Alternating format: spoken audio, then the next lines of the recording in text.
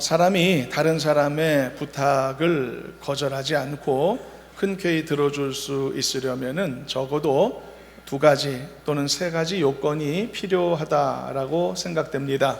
하나는 상대방의 부탁이 논리적이고 그리고 타당성이 있어야 된다라는 조건이 필요합니다. 상대방의 부탁에 충분히 이유가 있고 근거가 맞고 또 이치에 맞다라고 여겨지면 상대방이 모르는 사람이라도 기꺼이 부탁을 들어줄 수도 있을 겁니다. 그리고 또 하나의 조건은 내가 상대방을 아주 좋아하고 사랑하는 관계일 경우입니다. 이런 경우에는 상대방의 부탁이 다소 조금 이렇게 이치에 안 맞거나 무리한 부탁이라고 하더라도 상대방을 좋아하는 마음 때문에 흔쾌히 부탁을 들어줄 수도 있을 것입니다. 어떤 자녀들이, 어린 자녀가 특히 부모에게 뭔가를 사달라라고 부탁을 하지 않습니까? 그 부탁은 대체로 이유가 없거나 설득력이 부족한 경우들이 많이 있죠. 그렇지만 사랑하는 자식의 부탁이기 때문에 부모는 기꺼이 자식의 그 요청을 들어주게 되는 것입니다.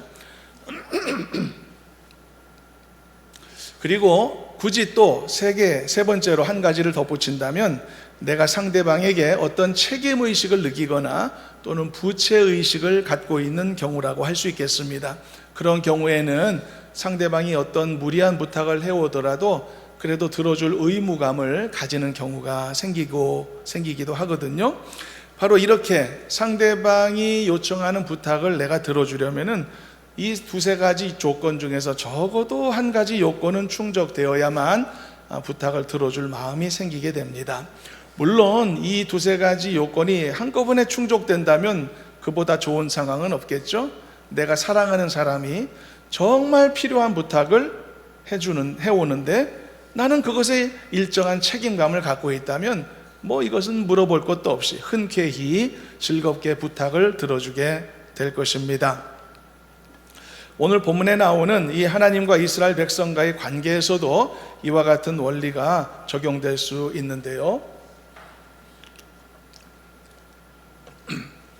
하나님께서는 이스라엘 백성들에게 가나안 땅에 들어가서도 말씀을 잘 지켜야 돼 라고 하는 말씀을 계속 하고 있는 상황인데요. 그래서 백성들은 이 하나님의 요청을 기꺼이 받아들여야 되는 그런 상황이었던 것이죠. 자, 그러면 백성들은 어떤 마음가짐을 가져야만 더 즐겁게, 더 은혜롭게, 더 기쁘게 이 하나님의 부탁을, 즉 이 하나님의 명령을 잘 감당할 수 있을까? 이 질문에 대한 답을 오늘 말씀을 통해 함께 나누고자 합니다.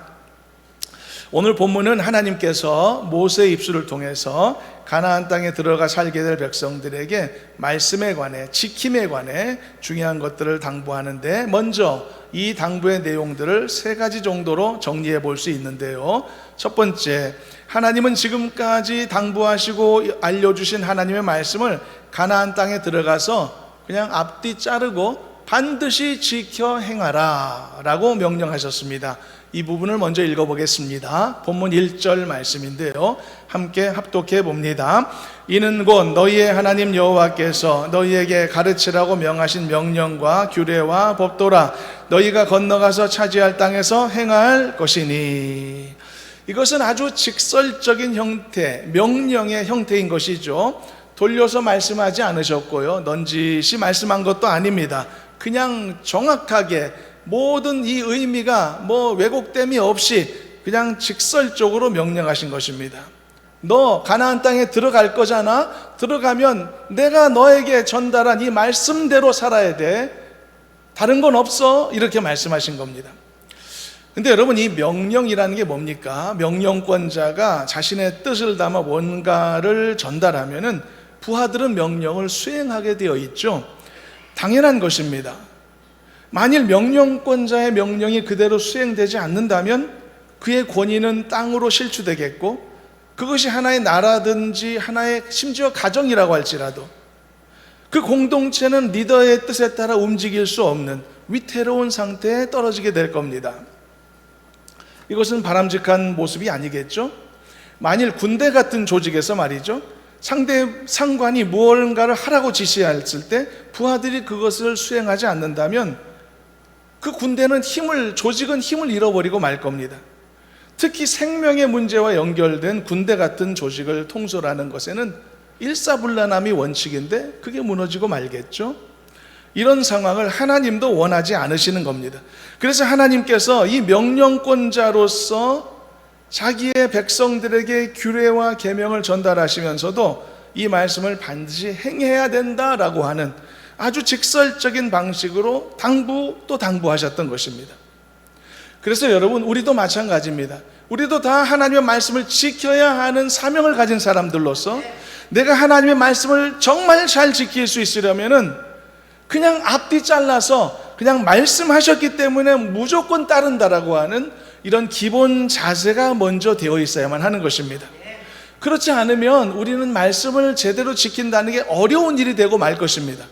우리는 다 나름대로 머리 좋은 사람들이고 계산적인 사람들이고 우리는 다 나름대로 경험도 풍부하고 다 지혜를 가진 사람들인데, 이런 나 같은 사람이 이 하나님의 말씀을 헤아려 지키려고 한다면 한도 끝도 없을 것이라는 말이죠.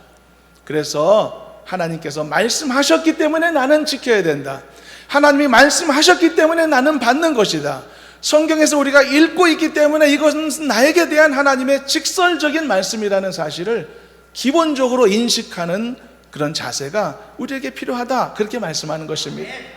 사랑하는 여러분, 하나님이 나에게 말씀하신다라고 하는 인식, 하나님이 나에게 주신 것이다 라고 하는 이 사실이 여러분들이 말씀을 들을 때나 읽을 때나 접할 때나 언제나 변함없는 인식이 되어서 아주 직관적으로 하나님과 말씀 안에서 소통할 수 있는 저와 여러분들이 되기를 주님의 이름으로 축원합니다. 그리고 두 번째로, 하나님은 모세의 입술을 통해서 여호와 하나님을 사랑하라 라고 사랑에 대하여 명령하셨습니다.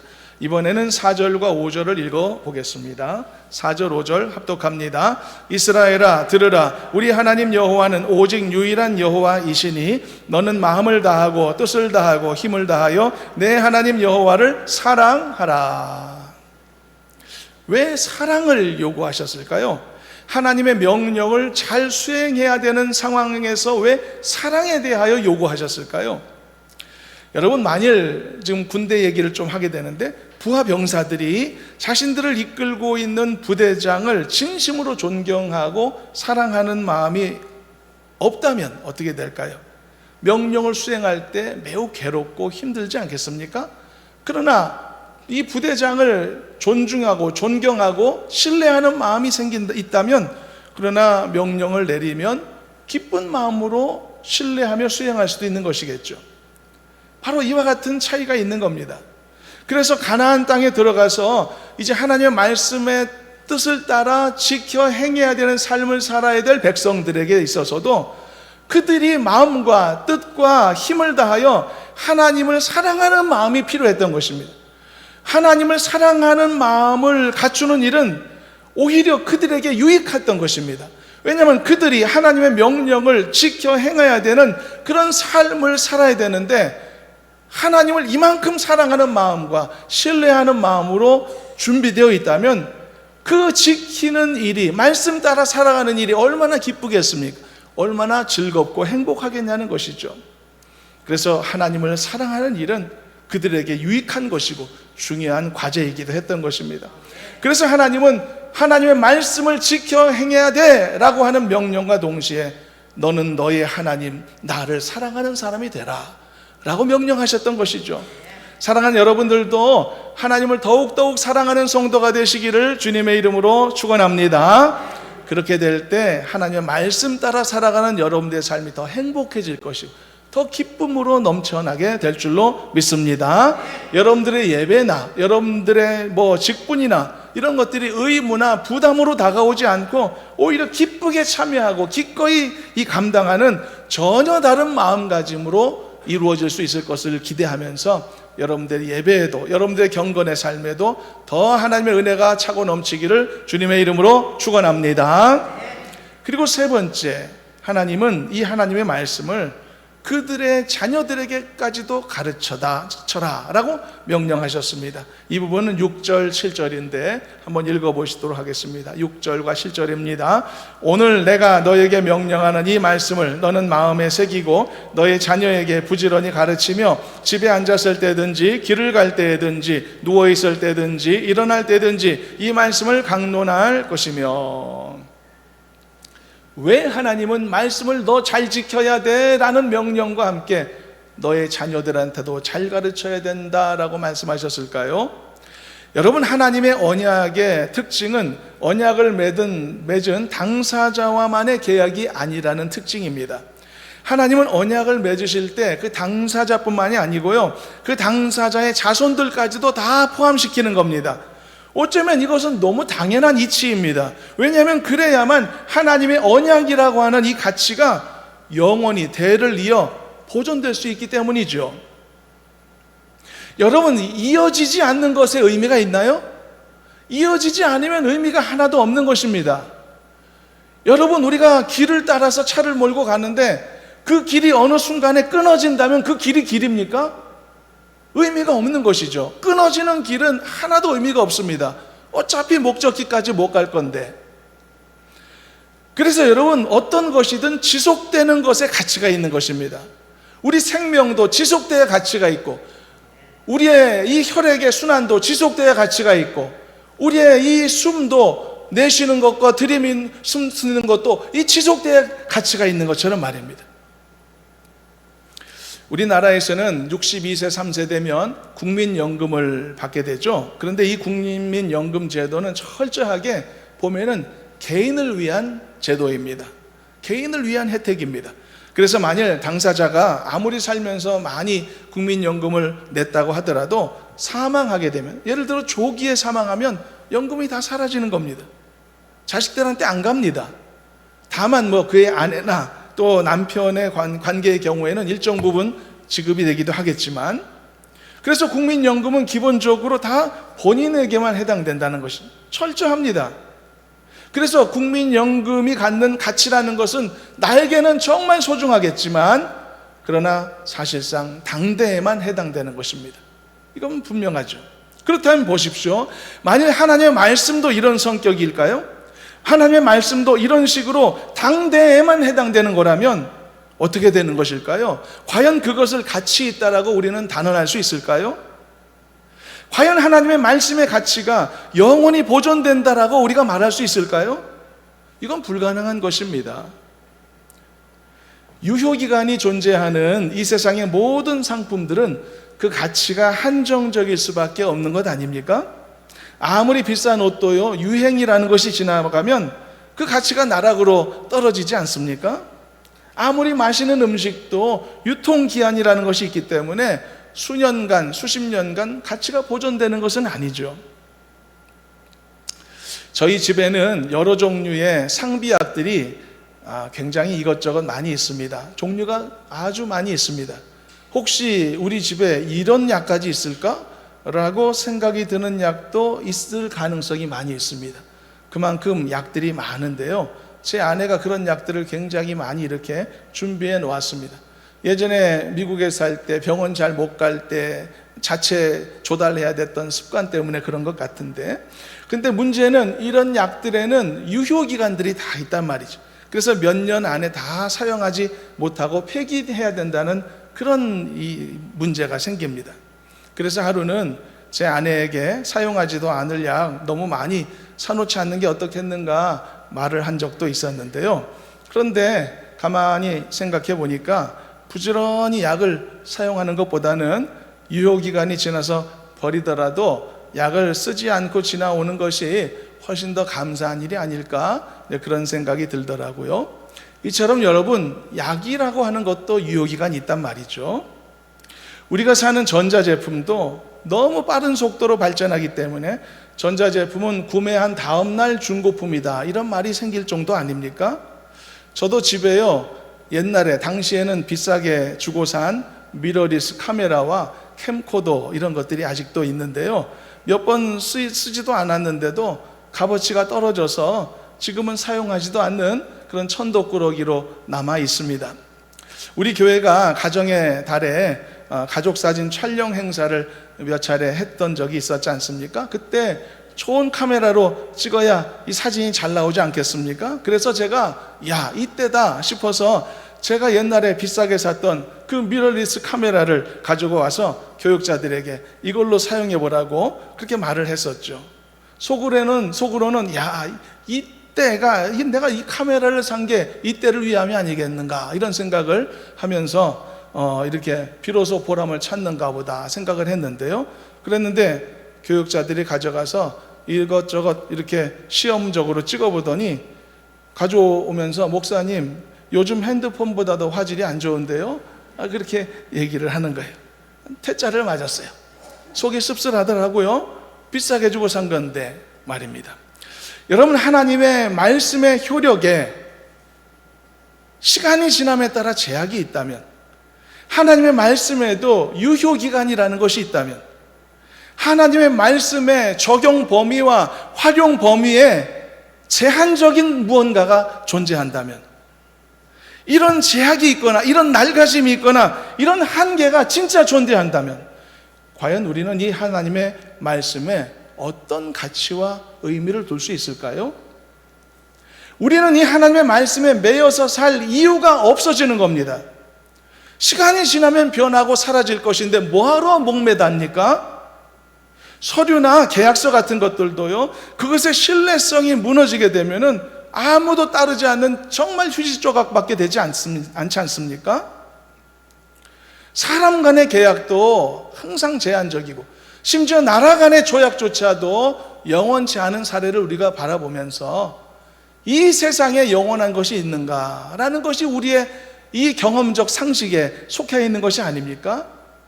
그래서 우리가 하나님의 말씀을 어떻게 대하는가에 대한 문제가 참 중요한 문제가 되기도 하는 것입니다.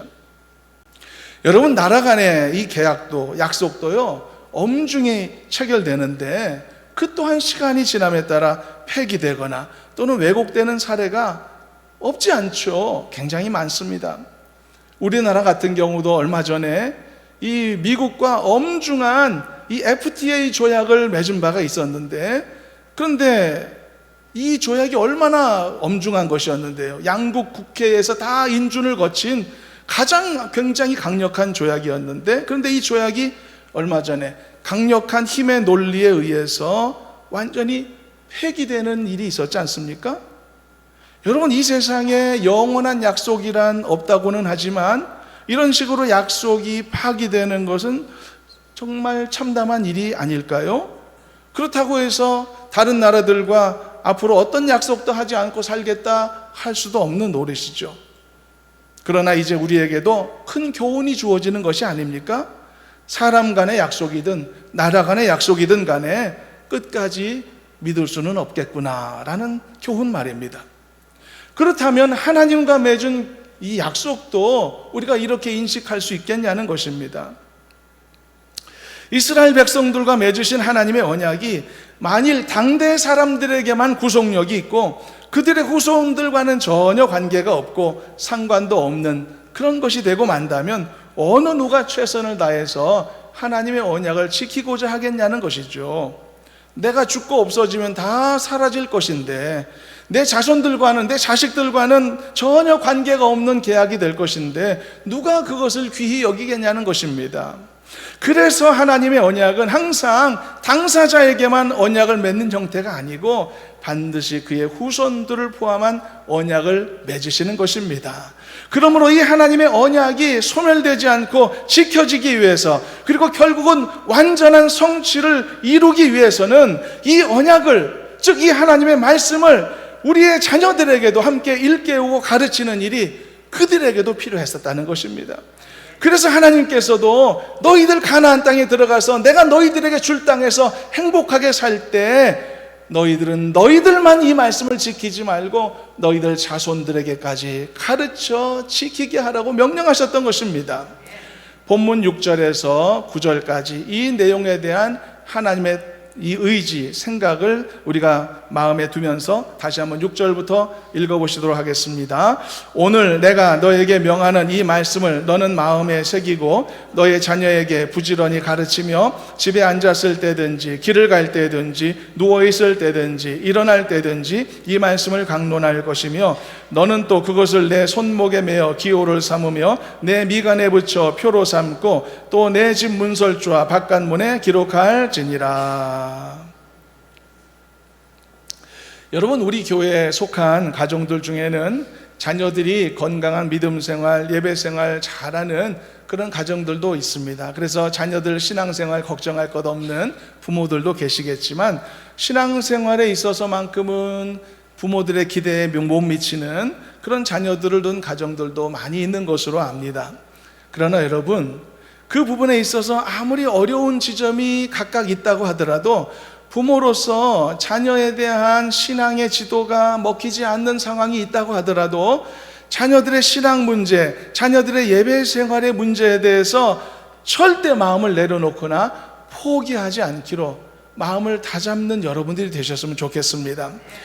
끝까지 자녀들을 권면하기에 힘쓰시기를 바라고, 혹시 직접 권면이 힘든 어떤 상황에 이르렀다면 끝까지 자녀들을 위해서 기도하는 일을 멈추지 않는 여러분들이 되시길 바랍니다. 왜냐하면 이것은 내가 선택할 수 있는 선택권에 속해 있는 것이 아니기 때문입니다. 하나님이 나에게 주신 이 소중한 언약을 이루고 완성하기 위해서라면 내가 반드시 이루고 반드시 해내야 될, 포기할 수 없는 나의 사명이며 내 임무라는 사실을 잊지 않으셨으면 좋겠습니다. 온 가족의 복음화가 우리 교회에 속한 모든 가정들 간에 완벽하게 이루어지는 은혜가 있기를 주님의 이름으로 축원합니다. 이렇게 하나님은 말씀대로 행하라 명령하시면서 이것을 실천하실 때 주시는 축복까지도 말씀하셨죠. 이 하나님의 축복은 오늘 우리가 읽은 말씀 전체적으로 흘러가고 있습니다. 2절 후반부에 보니까 너의 나를 장구하게 하리라 하는 말씀의 축복도 있고요. 3절에는 뭐라고 되어 있나요? 3절만 우리 한번 읽어보겠습니다. 3절만 함께 읽어봅니다. 이스라엘아, 듣고 삼가 그것을 행하라. 그리하면 내가 복을 받고 내 조상의 하나님 여호와께서 내게 허락하신 같이 젖과 꿀이 흐르는 땅에서 내가 크게 번성하리라. 이렇게 하나님의 언약은 언제나 축복으로 결말을 맺죠. 이것이 하나님의 언약의 완벽한 성취에 마땅한 결과물이기 때문입니다. 여러분들도 말씀을 잘 지켜 행하는 성도들이 되셔서 하나님이 약속하신 이 복을 풍성히 누리며 얻는 믿음의 승리자들이 되기를 간절히 소망합니다. 그리고 이제 이어지는 말씀을 좀 더 보겠습니다. 이어지는 말씀도 하나님의 말씀을 잘 지켜라 하는 한 주제로 엮여 있습니다만, 지금까지 살펴본 앞부분의 말씀은 이 형식을 권면과 당부의 형식으로 했다면 지금부터는 다른 형식으로 이 내용이 전달됐는데요, 그것은 당부의 형식이 아니라 경고의 형식을 띠고 있다는 점입니다. 그러면 하나님의 말씀을 행하고 그 언약을 지키는 일에 있어 경계해야 될 경고의 항목은 무엇이 있을까? 몇 가지로 또 살펴보겠습니다. 첫째, 가나안 땅에 들어가서는 조심해야 된다 라고 경고하셨습니다. 일단 밑도 끝도 없지만 읽어봅니다. 12절 본문 말씀 함께 읽어봅니다. 너는 조심하여 너를 애굽 땅 종되었던 집에서 인도하여 내신 여호와를 잊지 말라. 조심하라는 말씀은요, 우리가 지난번에 살펴봤던 신명기에서 삼가하라는 표현을 살펴봤는데 같은 맥락이죠. 조심하라는 말은 삼가하라는 뜻이고 경거망동하거나 부주의하거나 경솔하게 행동하지 말라는 뜻입니다. 그렇다면 왜 이런 조심함이 필요했을까요? 가나안 땅에 들어간 다음에는 왜 조심해야 했던 것일까요? 왜냐하면 가나안 땅에 들어가는 것은 그들에게 주시는 하나님의 큰 축복이기 때문입니다. 그러면 하나님의 축복을 받는 일이 너무 좋고 기쁜 일인데 왜 조심하라는 명령이 함께 들어간 것일까요? 다 이유가 있는 것입니다. 여러분, 하나님이 주시는 커다란 은혜와 복을 받는 것은 좋은 일이고 행복한 일이 분명하지만 여기에는 정말 조심할 부분들이 항상 따르기 때문이죠. 그것은 바로 그 은혜와 축복에 도취돼서 자만하거나 교만하는 것 같은 잘못을 범할 수 있기 때문입니다. 반드시 그런 것은 아니겠지만 어려움을 모르고 자란 재벌가 2세, 3세 이런 사람들이 간혹 좀 아나무인인 경우를 보기도 하죠. 그 이유는 너무 많은 혜택 속에 살아오다 보니 자신도 모르는 사이에 그런 태도가 들어가지 않았나 싶습니다. 사실 여러분 보세요. 하나님께서 이스라엘 자손들에게 가나안 땅을 주신다는 이 자체가 엄청난 축복이거든요. 이것은 그들에게 있어서는 거의 불로소득 같은 개념입니다.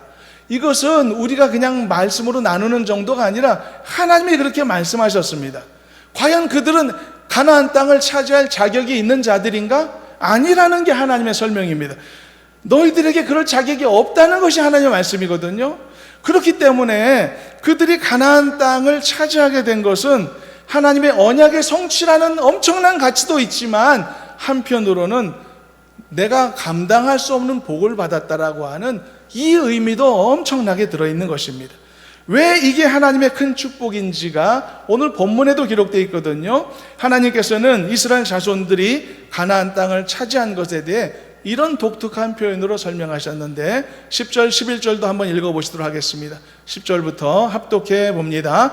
내 하나님 여호와께서 내 조상 아브라함과 이삭과 야곱을 향하여 내게 주리라 맹세하신 땅으로 너를 들어가게 하시고 네가 건축하지 아니한 크고 아름다운 성읍을 얻게 하시며 네가 채우지 아니한 아름다운 물건이 가득한 집을 얻게 하시며 내가 파지 아니한 우물을 차지하게 하시며 내가 심지 아니한 포도원과 감람나무를 차지하게 하사 내게 배불리 먹게 하실 때에. 이게 하나님의 설명이라면 하나님이 어떤 생각을 가지셨는지 알 수 있겠죠. 왜 그들이 가나안 땅에 들어가는 게 엄청난 축복인가? 무엇보다도 언약의 성취라는 의미에서는 축복이기도 하지만 그들이 직접 짓지 않은 아름다운 성읍에 살게 하시니 얼마나 복이냐. 그들이 채우지도 않은 물자들을 고스란히 얻게 하시니 얼마나 복이냐. 그들이 파지도 않은 우물에서 물을 먹게 하시니 얼마나 복이냐. 그들이 심지 않은 과실나무를 차지하게 하시니 그 또한 얼마나 큰 복이냐. 하나님께서는 이스라엘이 가나안 땅을 차지함으로써 이 엄청난 복을 그들에게 주신 겁니다. 그래서 하나님은 이 축복을 차지할 그들에게 아울러 조심해 라고 말씀하셨던 거죠. 엄청난 복을 주실 것인데 그 복을 받고 건강하고 한결같이 하나님 앞에 서야 되기 때문에 조심하라고 말씀하신 겁니다. 버릇없는 재벌 2세 3세처럼 되지 말라는 뜻이었죠. 감사히 여기지도 않고 귀히 여기지도 않고 모든 혜택을 당연히 여기는 그런 자만심에 빠지지 말라는 명령이었던 겁니다. 그래서 여러분, 하나님이 주시는 축복의 지속성을 명백하게 방해하는 가장 큰 요소는 바로 교만함과 방종이라는 것을 우리는 알게 되는 것이죠. 만일 내가 하나님이 주신 많은 축복 속에서도 변함없이 경건할 수 있다면, 변함없이 검소할 수 있다면, 변함없이 경건할 수 있다면 하나님은 절대로 나에게 주시는 이 축복의 물줄기를 막지 않으실 겁니다. 왜냐하면 나에게 그것을 막으실 이유가 전혀 없으실 테니까요. 그러나 만일 내가 하나님이 주신 축복으로 하나님께서 우려하시는 것처럼 교만하거나 혹은 방정하거나 당연하게 생각하거나 감사치 아니한다면 반드시 축복의 물줄기를 막으실 겁니다. 왜냐하면 그것은 나에게도 유익하지 않을 테니까요. 그래서 가나안 땅에 들어가서 하나님이 예비하신 이 엄청난 복을 누리게 될 자손들, 그들은 하나님이 장부하신 것처럼 늘 조심해 라는 말씀을 귀담아 들어야만 했던 것이죠. 사랑하는 여러분들도 조심하시기를 주님의 이름으로 당부합니다. 이것은 협박성 경고가 아니고요, 하나님이 여러분들에게 이미 허락하신 많은 축복이 있지 않습니까? 그 복의 물줄기가 잠겨지지 않기 위해서 여러분들에게 주시는 마음 깊은 하나님의 당부하심이라는 것을 기억하시고 지금보다도 더 그 겸손하고 더 감사하는 마음으로 하나님이 베푸신 은혜를 귀히 여기며 기쁨으로 누리는 저와 여러분들이 되기를 주님의 이름으로 축원합니다. 두 번째로 가나안 땅에 들어가서도 하나님이 경고하신 내용은 하나님을 잊어버리지 말라 라는 경고였습니다. 이번에는 12절을 읽어보겠습니다. 본문 12절 읽어봅니다. 너는 조심하여 너를 애굽 땅 종되었던 집에서 인도하여 내신 여호와를 잊지 말라는 것입니다.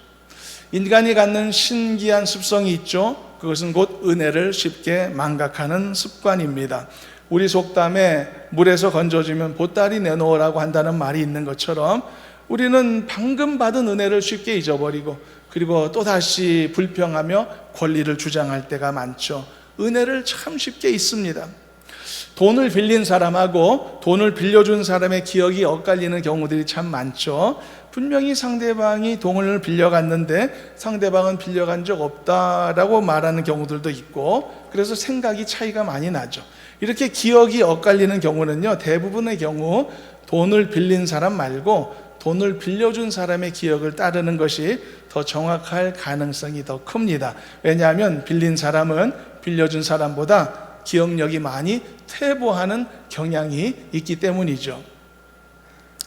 저는 이제 제 동생이 남동생 하나, 여동생 하나 있는데요. 저는 어려서 제 동생들을 때려본 적이 한 번도 없습니다. 저는 단 한 번도 없습니다. 제가 원래 그럴 사람 아니거든요. 제가 뭘 때리거나 그런 거 안 하거든요. 그래서 그런 기억이 전혀 없는데요. 언젠가 얼마 전에 제 여동생이 저한테 맞은 기억이 있다고 얘기를 하는 거예요. 그래서 제가 깜짝 놀랐어요. 당황스러우리만치 놀랐습니다. 저는 그래 본 적이 단 한 번도 없다고 생각하고 기억에 전혀 남겨지지 않았거든요. 근데 맞은 사람이 맞은 기억이 있다고 주장하니 어떡합니까? 그 말을 받아들일 수밖에 없을 것 같더라고요.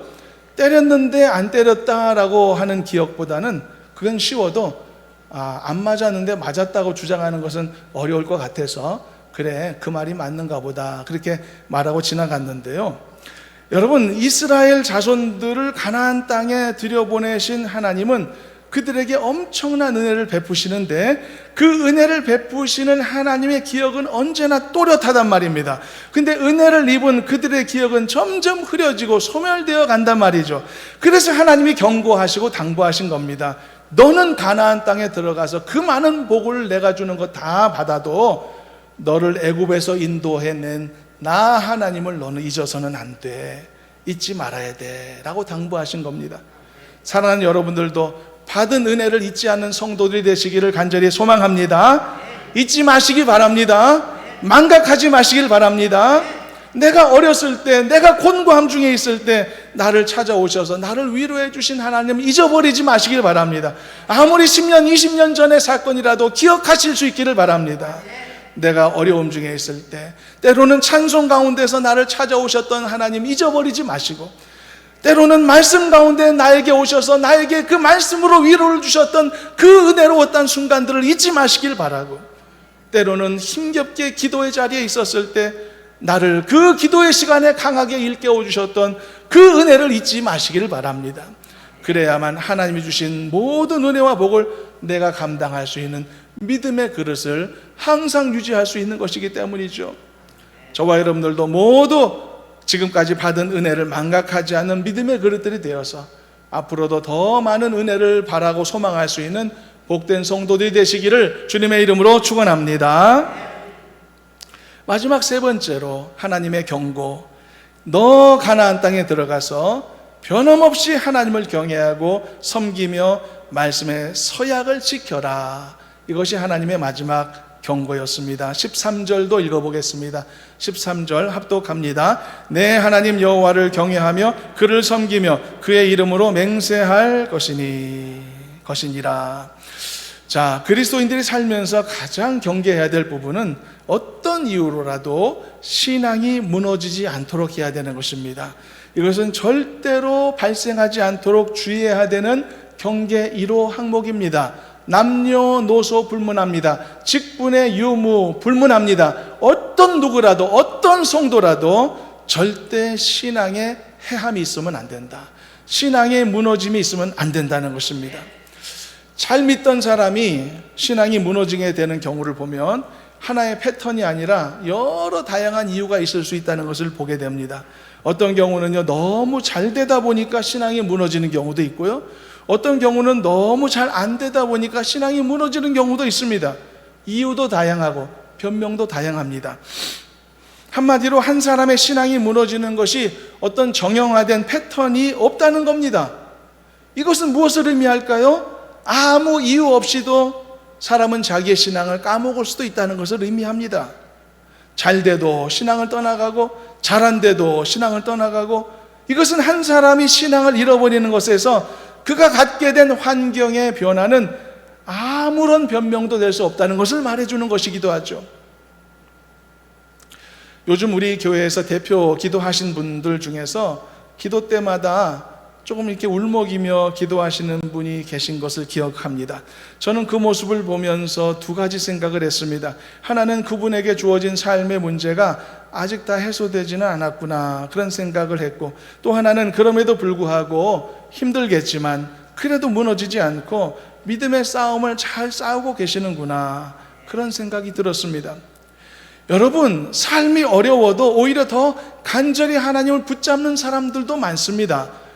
그리고 오히려 너무 일이 잘 되고 형통해도 더 겸손히, 오히려 더 충성되게 변함없는 믿음으로 살아가는 사람들도 많이 있거든요. 이처럼 여러분, 진실된 믿음은 환경의 변화에 절대 종속되지 않는 것입니다.